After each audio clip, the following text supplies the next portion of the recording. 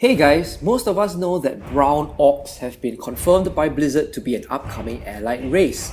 Cosmetically, it may look like just a skin color change. However, what you may not know is that there is actually a lot that distinguishes them from their green-skinned brethren. The three reasons why you may want to play a brown orc over a green one are: 1. They are the most shamanistic race by far. 2. They are one of the most underdog races. And 3. They are one of the, if not the most honorable race.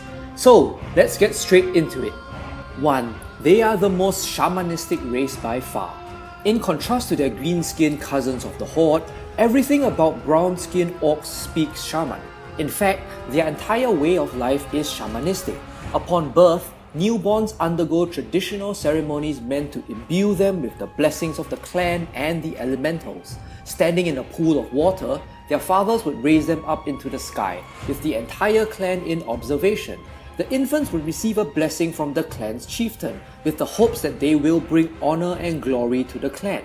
The elder shaman would then ask for the blessings of the elemental and wild spirits, with the hopes that they will watch over and protect the newborn. This is different for the new generation of green-skinned orcs previously under Thrall and now Saulfang, who from birth grew up in Orgrimmar or around villagers in Durotar and the Barrens. Their clan is now the Horde, and much of their racial rituals have been lost to them. While shamanism is still significant to their way of life, it no longer holds overwhelming importance within this new Horde, a faction that welcomes other races without discrimination. Additionally, the entire culture of the Brown Orcs of Draenor revolves around shamanism. The hierarchy of the clan starts with the elder shaman on top, followed by other greater shamans whose counsel is highly valued, second only to the words of the clan chieftain. A real-life analogy to this would be Christianity in medieval times, whereby the Pope often held more power and sway over the people than the king. Famous examples of Brown Orc shaman leaders include Drekthar, who still lives and resides in Alterac Valley as the Frostwolf General, and Ner'zhul, who was unfortunately tricked by Kil'jaeden and then became the Lich King together with Arthas. This practice has been very much abandoned in the new Horde. There is now a singular war chief who is on top of everyone, with racial leaders being second in command. Tauren and Troll shamans are treated with as much respect as green-skinned orc shamans, a now accepted fact of an all-encompassing Horde. All current and new green-skinned orcs now pledge loyalty to the Horde instead of their traditional clans. Even the concept of the orcish family has been overturned, with Orgrimmar orcs having a much stronger connection to their nuclear families than their clans. Furthermore, another traditional practice that has been abandoned is the iconic orc pilgrimage to the Throne of the Elements in Nagrand. When young orcs come of age, fledgling shamans across all Draenor embark on a journey to the throne to seek the blessings of the spirits and attune their minds to the elements. The entire journey itself is filled with risk, with the ceremony itself being the most dangerous time of a brown orc's life. However, those who succeeded returned to their clans as respected spiritual leaders. This bond between shaman crossed clan boundaries, allowing them to peacefully mediate arguments and conflicts. Nowadays, in the new Horde, it is very rare if not impossible to see shamans as being the prime diplomatic consorts of the faction. Thus, much of the old ways have been lost to the new Horde, which was what inherently fed into Garrosh's disgust with Thrall and why he believed in reforming the Horde back to the orcish glory that he was brought up in. So, if you would like to get totally immersed in a true shaman race, brown orcs would be the most optimal fit by far. 2. As compared to the other races, brown orcs are one of the most underdog races, if not the most underdog race. Many races of the Horde come from rough backgrounds. The Tauren were almost wiped out because of the Centaur. The Forsaken struggle constantly to find a new home and meaning to their existence. The Trolls had their homeland under constant threat and in the end was basically wiped out. But none seem as desperate or as comparable to the brown orcs, who constantly have to fight tooth and nail just to survive. In order to understand this comparison though, we first need to explore a little of how the brown orcs came to be. Where did orcs come from? Just as how many of the current races of Azeroth can trace their lineage back to some form of titan construct, so too can the orcs. The origins of the orc begin with Grond, a massive elemental stone giant created by Agramar, whose purpose was to battle against the Evergrowth and maintain the balance over primal Draenor. As Grorn fought against the Spore, pieces of Grorn fell to the earth, forming a new subspecies known as the Colossals, immense species of giants that once lived on Draenor before becoming extinct. From the Colossals' remains, new creatures known as the Magnaron emerged. Notable examples of Magnaron would include Dwarf the Ruiner and Cromog, both raid bosses that we can battle in the WoD expansion. Subsequently, spores released by the Evergrowth would settle on and weaken the bodies of many Magnaron, giving birth to even more new life forms, namely the Grorn, Ogron, and the Ogres. Finally, from these would evolve the brown orcs that we know of today. So yes, ogres and orcs are related by ancestry, if you didn't know that yet. Thus, from the very beginning, millennia before the opening of the Dark Portal, the Orcs were forced to fight for their very survival in an extremely hostile land, with the Grorn and Ogron dominating the landscape, and with the ever-looming threat of the Everbloom, the Orcs were forced to live underground in caves for hundreds of years, scrounging over whatever meager resources were available. This hierarchy of survival was dramatically altered when the Ogres overthrew their Ogron masters. The Grorn and Ogron were effectively eliminated, giving the opportunity for the Orcs to finally venture onto land. However, that was the end of any good news for the Brown Orcs. While they did manage to expand and form several settlements across the landscape, the Ogres remained as an ever-dangerous threat to their presence, continuing where their Ogron overlords left off and enslaving Orcs wherever they could. The lands of Draenor were also extremely perilous. Contact with the Everbloom was almost an immediate death sentence for the Orcs. Dangerous and powerful beasts roamed Nagran and Tanan jungle, and the Arukar dominated the southern lands, cutting off any Orc presence in the area. In a nutshell, nothing was certain for the Brown Orcs. Great threats loomed around every corner, and every day was a fight for survival. To make matters worse, the population of the Brown Orcs would reach the brink of extinction when Ner'zhul and later Gul'dan rose to power. Under the influence of the Fel, the vast majority of the Orcs would drink Manoroth's blood, turning into bloodthirsty savages that strayed so far off from their brown Orc roots. Completely overcome by their demonic bloodlust, many Orc clans began fighting amongst themselves, escalating into full-scale bloodbaths and causing their once proud society to descend into total chaos. Finally, Draenor was then almost utterly destroyed due to the events following the opening of the Dark Portal.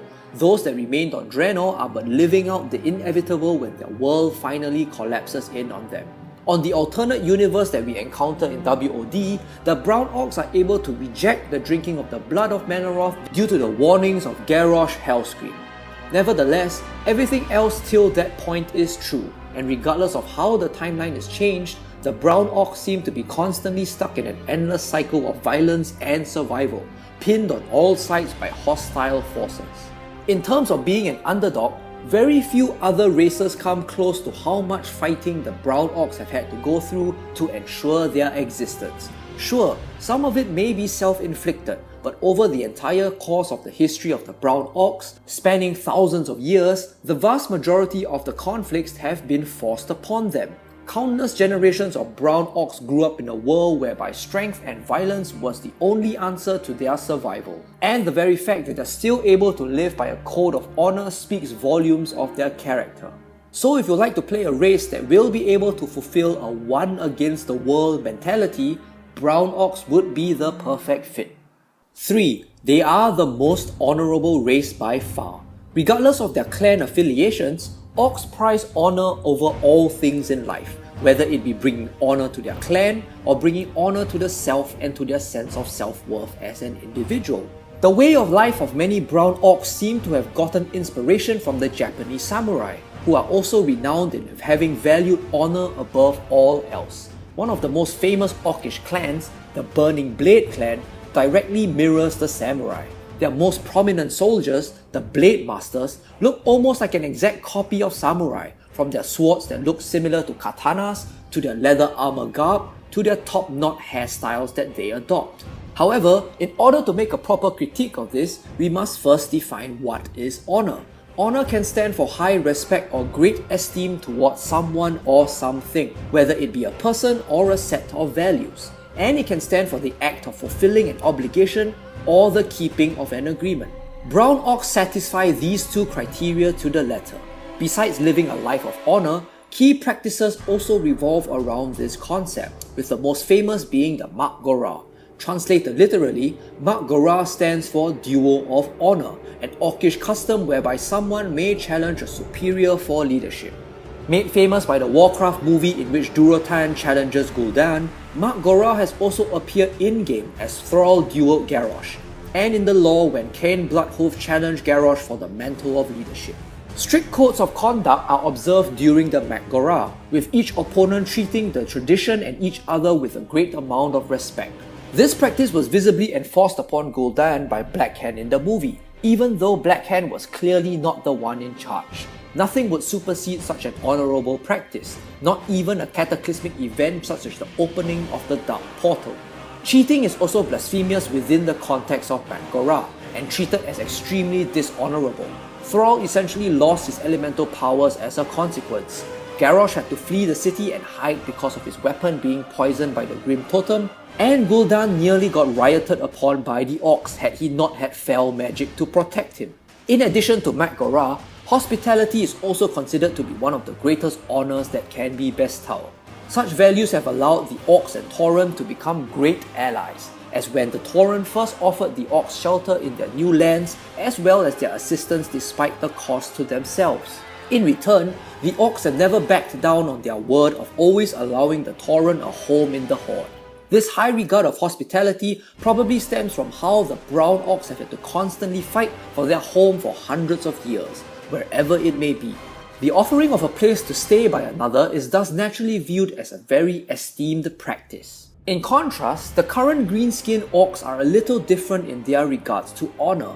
Upon consumption of the Fel, most if not all lost their connection to their sacred traditions. While some, like Varrock Saurfang, have fervently returned to the old ways of life, not all have chosen to return to the old ways. Honour may be a key value that they still hold in high regard, but it does not feature as prominently any longer. Leaders of the Horde are no longer chosen based on honourable combat, and I highly doubt Sylvanas would entertain any sort of Mak'gora directed towards her. Many Orcs have also lost the ability to prove their honour to their clans, as their ties to their clans no longer exist, and instead are now subsumed under the giant umbrella that is the Horde. So, if you'd like to play as one of the last true honourable races, the Brown Orcs can serve as a perfect fit for that. To end off, I would just like to add in a little theory crafting of my own. It has not been confirmed yet which faction the Brown Orcs would be joining, and some are speculating that they may even join the Alliance. I really don't see this happening. For one, it makes little lore sense. Orcs and humans go as well together as oil and water. Secondly, it will really piss off a very large part of the player base, and I'm sure Blizzard is well aware of that. But if the Brown Orcs were to join the Horde, where does this then leave the Ogres as an allied race? Ogres have been a much highly requested race for years, and they were even going to be included in Cataclysm. Goblins won that vote unfortunately, and so the Ogres were left to the wayside. Remember, Ogres are the mortal enemies of Orcs. While the Orcs have been fighting the humans for decades, they've been in conflict with the Ogres for more than 1,000 years. With the inclusion of Brown Orcs in the Horde, would it serve as the death spell for the inclusion of Ogres? A possible saving grace for this is that we've already seen Ogres working alongside Orcs, notably in Warcraft 2 during the Second War and through Rexxar during Warcraft 3. However, these alliances were fragile at best, with the Ogres only cooperating due to being forced by Gul'dan or with their leader being killed by Rexxar. Still, perhaps a justification could be made for a small sect of Ogres to agree to join the Horde later on, but for all of them as a race seems incredibly unlikely. Additionally, Blizzard has shown to not really be too bothered by the lore, which is unfortunate. As for the Horde, we're already going to see the Zandalari working alongside the Pandaren, who have been mortal enemies for thousands of years. Also, while everyone has been talking about the return of alternate universe Grom Hellscream, I am actually hoping for the return of Rexxar. He is currently residing and protecting the Thunderlord clan, a Brown Orc clan, so he has major links to the race. Also, he was instrumental in Jaina's growth as a character in Warcraft 3. With Jaina returning as a key player, and with her values now opposite of what they were during Warcraft 3, it now makes sense for not only Thrall to return but also Rexxar. And that's a wrap. I hope these points might have helped in your decision of whether to play the upcoming Brown Orcs. If you'd like to see more of such videos, remember to hit that subscribe button. As always, thanks for watching, and I'll see you in Azeroth.